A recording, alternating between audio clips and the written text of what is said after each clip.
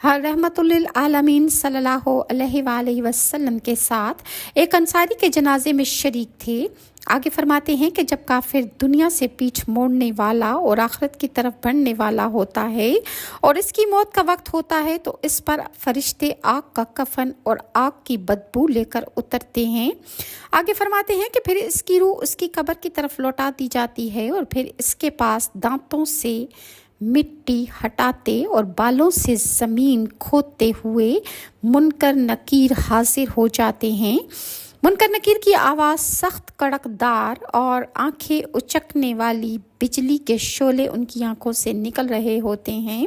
ये मैयत को बिठाकर पूछते हैं कि शख्स तेरा रब कौन है। वो जवाब देता है मुझे मालूम नहीं। कब्र के एक कोने से आवाज़ आती है तूने मालूम ही कब किया था।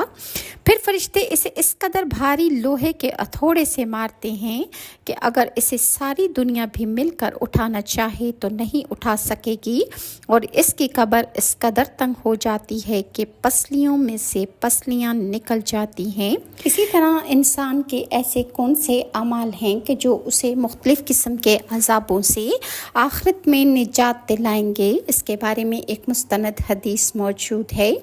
अज़ाब कब्र से बचाने के बारे में एक तशनगी बुझाने वाली हदीस है जिसे अबू मूसा मदनी अपनी किताब तरगीब व तरगीब में अज़ाब कब्र की वजाहत के लिए लाए हैं और सईद बिन मुसीब से और वो अब्दुर्रहमान बिन समरा से रिवायत करते हैं कि हम एक दिन मदीने के एक चबूतरे पर जमा थे कि रहमतुल्लिल आलमीन सल्लल्लाहु अलैहि वसल्लम हमारे पास तशरीफ़ लाए और खड़े होकर फरमाया कि कल रात मैंने एक अजीब ख्वाब देखा।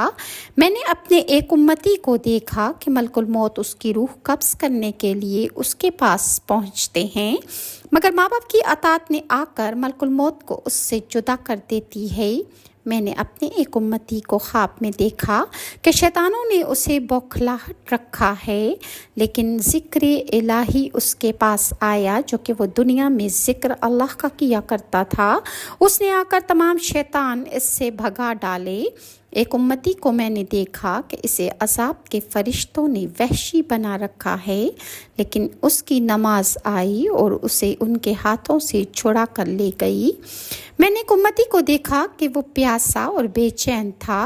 वो जिस हौज़ के पास जाता था धक्के देकर उसे भगा दिया जाता है मगर उसने जो दुनिया में रमज़ान के रोज़े रखे थे वो रोज़े उसके पास आए और उन्होंने उसे खूब सैराब होकर पानी पिलाया।